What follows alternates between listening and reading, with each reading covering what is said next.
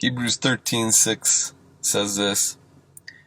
So we say with confidence, the Lord is my helper. I will not be afraid. What can mere mortals do to me? I was encouraged by that scripture today. Been finding myself kind of, just focused on things going on in our culture. And if I'm not careful, I can get discouraged with what I'm seeing or what I'm hearing.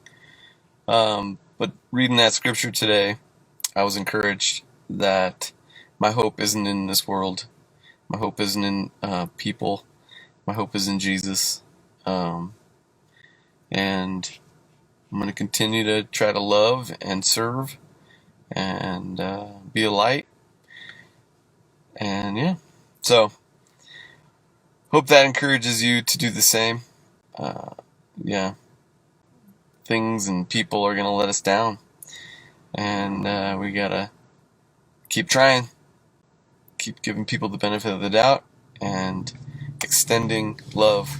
So Jesus has been the only way I have been able to somewhat do that. So I'm going to continue on pursuing him because he's awesome. Yeah. Hope you have a good rest of your day. Talk to you later.